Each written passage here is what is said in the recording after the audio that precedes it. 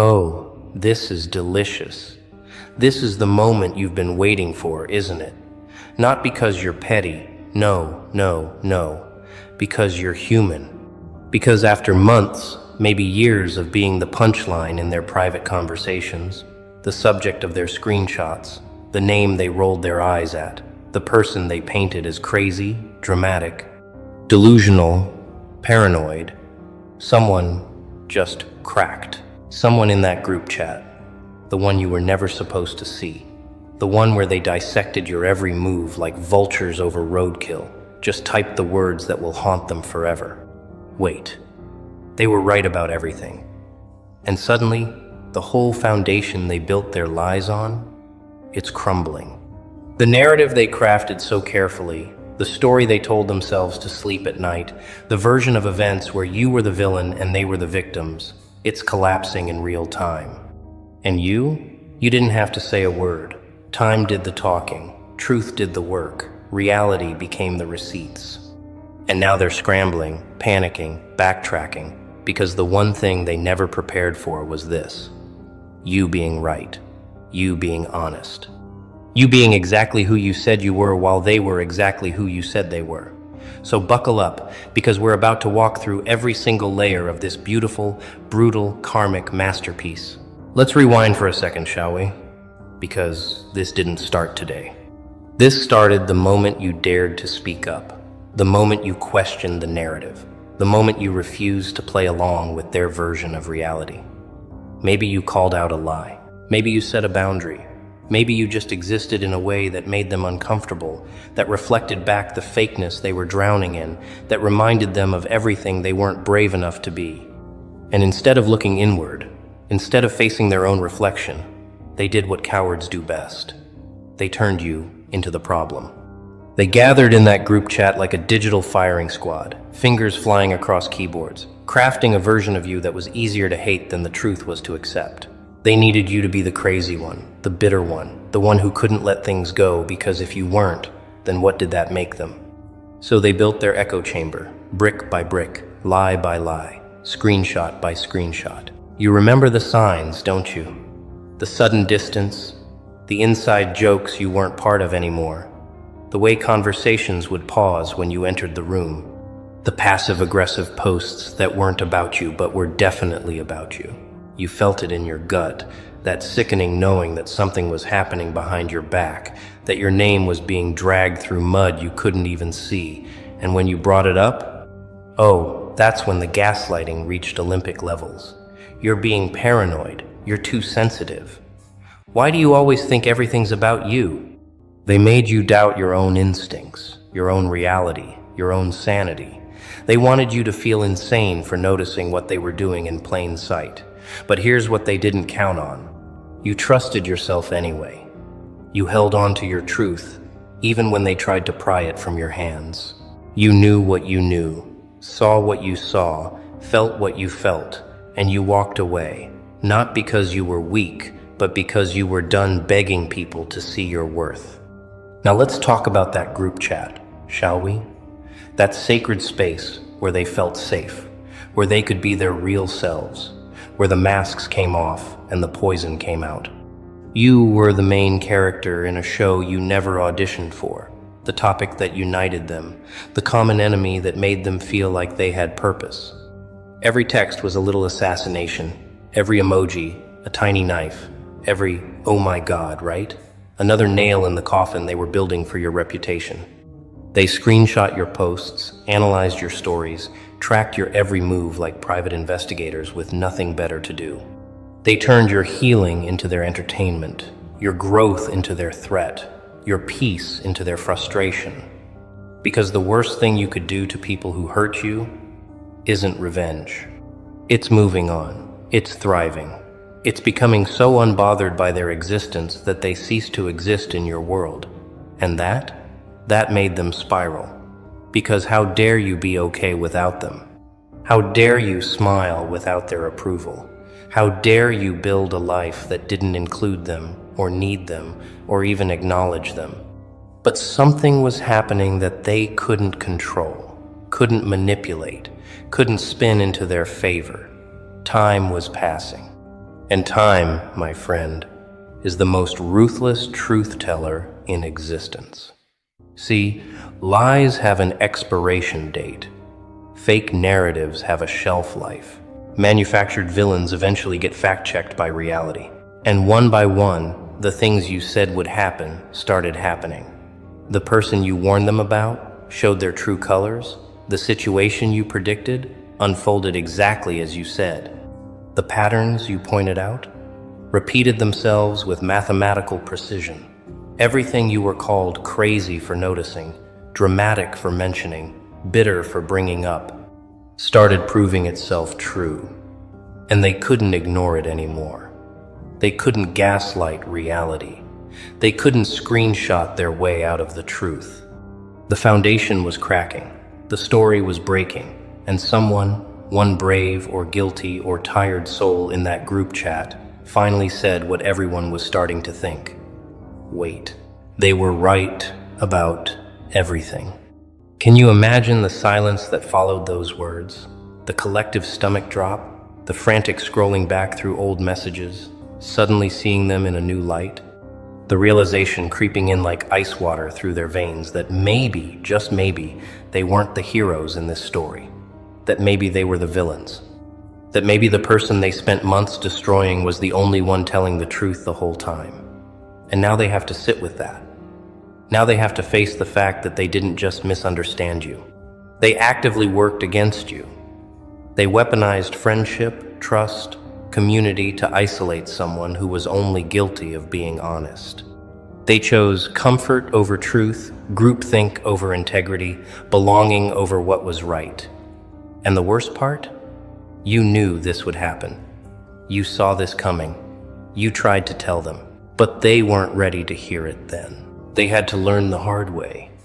They had to get burned by the same fire you warned them about. Let's talk about the ones who are switching sides now, shall we? Because this is where it gets really interesting, really messy, really revealing. Some of them are reaching out, aren't they? Sliding into your messages with carefully worded apologies that somehow still center their feelings. I'm sorry if I hurt you. I was going through a lot. I should have listened. Notice how it's never, I was wrong and you were right. Notice how there's always a buffer, always a softener, always a way to save face. They want forgiveness without accountability. They want reconciliation without reckoning. They want you to welcome them back with open arms and zero questions, like the past months or years of betrayal were just a little misunderstanding, a tiny oopsie, a forgivable lapse in judgment. But you and I both know better. These aren't apologies. These are damage control. These are people who see which way the wind is blowing and want to make sure they land on the right side of history. They don't regret hurting you. They regret being wrong about you. And then there are the others. The ones who won't reach out, who won't apologize, who will take their realization to the afterlife before admitting they messed up. These are the ones doubling down, getting defensive, creating new narratives to explain away the old ones. Well, how were we supposed to know? They never explained it properly. Maybe they were right about that one thing, but oh, the mental gymnastics are Olympic level. They will twist themselves into pretzels, trying to avoid the simple, devastating truth that they were wrong and you were right, that they hurt someone who didn't deserve it, that they were the bullies in a story they thought they were the victims of. Pride is a prison, and they're serving life sentences. They'll watch you thrive from behind the bars of their own ego, unable to break free, unable to admit fault, unable to grow. And honestly, that's not your problem anymore. That's not your burden to carry. That's their karma to sit with, their lesson to learn, their consequence to face. But here's where we need to get real for a second, because this moment, this vindication, this I told you so energy, it's intoxicating, isn't it? It feels good. It feels right. It feels like justice finally showed up to the party. And you're entitled to feel that. You're allowed to bask in this. You earn this moment through every sleepless night, every therapy session, every moment you questioned yourself, every time you almost broke but didn't. This is your victory lap, your crown, your proof that you weren't crazy, weren't dramatic, weren't wrong. You were just early. You saw the truth before they were ready to see it. You spoke reality before they were willing to hear it. And now? Now they know. Now they can't unknow. Now, they have to live with the fact that they sided against truth, against loyalty, against someone who only ever wanted them to see clearly. So yes, feel this, own this. Let this wash over you like the validation you deserved all along. But, and this is important, don't let this moment define you. Don't let their realization become your identity. Don't spend the rest of your life waiting for the next person to admit you were right, the next apology to roll in, the next vindication to arrive. Because here's the secret they don't want you to know. You don't need them to admit anything for it to be true. You don't need their validation for your reality to be real. You don't need their apology for your healing to be complete. The truth existed before they acknowledged it. Your worth existed before they recognized it. Your peace existed before they apologized for disturbing it. You were right then. You're right now. And you'll be right tomorrow, regardless of who admits it, who apologizes for it, who finally sees it. Their acceptance of the truth doesn't make it more true. It just makes them late to a party you've already left. So what do you do now? How do you move forward from this moment of beautiful, brutal vindication? Do you accept those apologies? Do you let them back in? Do you give second chances to people who didn't give you a first chance at fair treatment? That's entirely up to you. And there's no wrong answer. Some bridges are worth rebuilding. Some people genuinely learn, grow, change. Some apologies are real, backed by action, proven by time. But some are just words thrown at you to make the guilt stop screaming in their heads. Some are strategic, calculated, self-serving. Some are, I'm sorry you're thriving without me, and I want back in, disguised as, I'm sorry I hurt you. Your job isn't to figure out which is which for them. Your job is to protect your peace, honor your boundaries, and never again make yourself small to make others comfortable. You know what you tolerate becomes your standard. You know what you allow will continue. You know that teaching people how to treat you starts with not accepting treatment that disrespects you. Let's also talk about the ones still in that group chat. The ones who read that message, wait, they were right about everything, and felt their blood run cold. The ones who know, deep in their souls, that they were part of the problem, that they co-signed the lies, that they participated in the destruction of someone who didn't deserve it. They're sitting with that now. They're feeling that weight. And some of them will change, some of them will learn, some of them will use this as the wake-up call they needed to become better humans.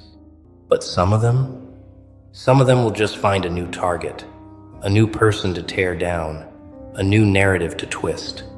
Because people who build their identity on tearing others down will always need someone to demolish to feel tall.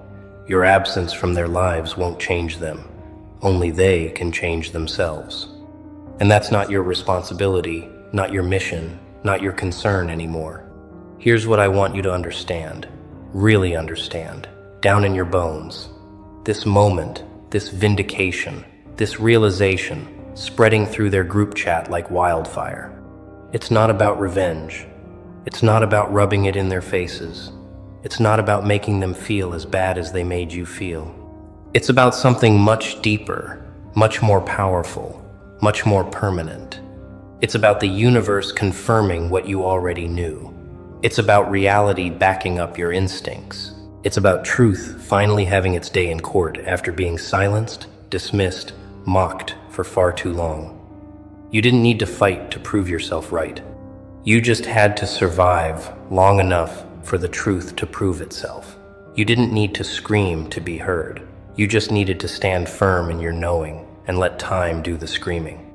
You didn't need revenge because living well, living honestly, living authentically became the best revenge without you even trying. And now, you get to make a choice. You get to decide who you become after this. Do you become bitter? Do you become someone who holds on to this vindication like a trophy, showing it off at every opportunity, reminding everyone who was wrong about you? Or do you become better? Do you take this moment, acknowledge it, feel it, and then release it?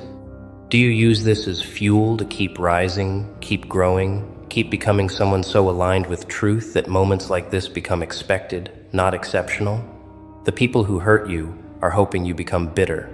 They're hoping you hold on to the pain, the anger, the resentment, because as long as you're stuck in the past, you're not surging into your future. But you're not giving them that satisfaction. You're taking this vindication, extracting the lesson, honoring the growth, and moving forward lighter, wiser, freer than ever before. Because here's the thing they still don't understand, might never understand.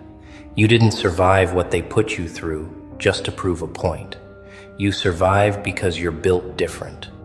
You endured because your foundation is solid, rooted in truth, unshakable even when everything around you was trembling. You stayed true to yourself when it would have been easier to conform, to stay silent, to play along.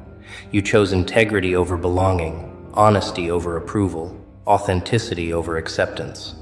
And that's rare. That's powerful. That's why you're still standing while their narratives are crumbling. That's why you're thriving while they're scrambling. That's why someone in their group chat had to finally admit what you knew all along. You were right about everything. So let them sit with that. Let them marinate in the realization that they chose the wrong side, believed the wrong story, hurt the wrong person. Let them feel the weight of their choices, the consequences of their actions, the reality of their betrayal. Not because you need them to suffer, but because that's how growth happens. That's how people learn. That's how karma works. You don't have to do anything. You don't have to say anything. You don't have to prove anything. The truth is proving itself, has been proving itself, will continue proving itself, long after this moment passes. Your only job is to keep being you. Keep being honest. Keep being real. Keep being someone who values truth over comfort, integrity over popularity, authenticity over image. Keep being the person who would rather walk alone in truth than run with a crowd in lies. And one day, maybe not today, maybe not tomorrow, but one day, you'll realize something beautiful.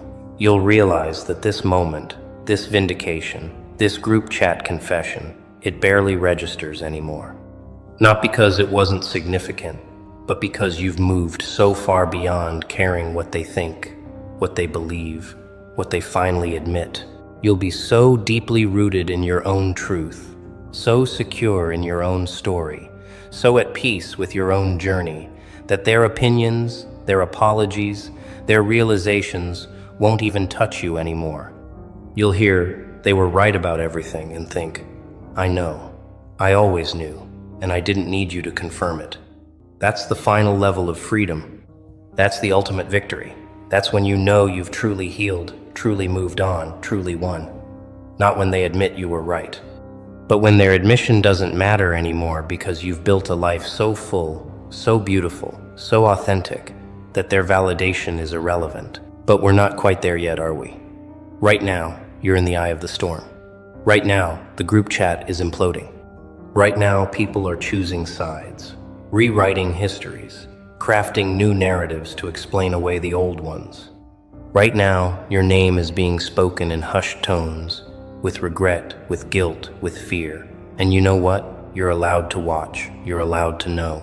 You're allowed to see the chaos unfold from a safe distance. You earned that front row seat through every moment they made you doubt yourself, every time they gaslit you into questioning your reality, every second they spent tearing you down while pretending to care about you. This isn't about being petty. This isn't about schadenfreude. This is about witnessing the natural consequences of dishonesty, the inevitable collapse of false narratives, the guaranteed karma that comes from hurting good people. You didn't cause this. They did. You didn't create this mess. They did. You're just the one who warned them it was coming. And here's what's really eating them alive right now, what's keeping them up at night, what's making them spiral in that group chat even as we speak. It's not just that you were right. It's that you were right and you walked away anyway. You didn't need to be proven right to leave. You didn't need them to admit the truth to move on. You didn't need vindication to choose yourself. You saw what you saw, knew what you knew, and made the decision to prioritize your peace over their acceptance. You left before the proof came. You walked before the evidence arrived. You chose yourself before the vindication showed up. And that's the part that haunts them. Because it means you didn't need them. It means you were strong enough to trust yourself even when everyone around you was calling you wrong. It means you had the courage to stand alone in your truth, instead of sitting comfortable in their lies. That's power they don't have. That's strength they can't comprehend. That's freedom they're not brave enough to claim. So let's bring this full circle, shall we? Let's land this plane. Someone in their group chat just said, "Wait, they were right about everything." And in that moment, the entire foundation of their comfortable lies shattered. The story they told themselves, the narrative they built, the version of reality they needed you to be the villain in, it all collapsed. And they're left standing in the rubble, covered in the dust of their own deception, forced to face the truth they spent so long avoiding. You were right. About the person you warned them about the situation you predicted, about the patterns you pointed out, about the lies you exposed, about the toxicity you identified, about everything. You were right, they were wrong, and now they have to live with that. Now they have to face themselves in the mirror and reconcile the person they thought they were with the person they actually became. Now they have to sit with the knowledge that they hurt someone who only ever told them the truth. And you? You get to stand tall, stand firm, stand proud in the knowing that you never compromised your truth for their comfort. You never betrayed yourself to belong to them. You never dimmed your light to make their darkness feel less threatening. You stayed true, stayed honest, stayed real, even when it cost you friendships, community, belonging. You paid the price for integrity, and now you're collecting the dividends. The universe is settling its debts. Karma is balancing the books. Truth is having its day. And you didn't have to force it, fight for it, or fake it. You just had to outlast the lies. You just had to survive long enough for reality to catch up to your honesty. You just had to trust that eventually, always, inevitably, the truth wins. And it did, and you did, and they know it now. Finally, painfully, undeniably, they know it now.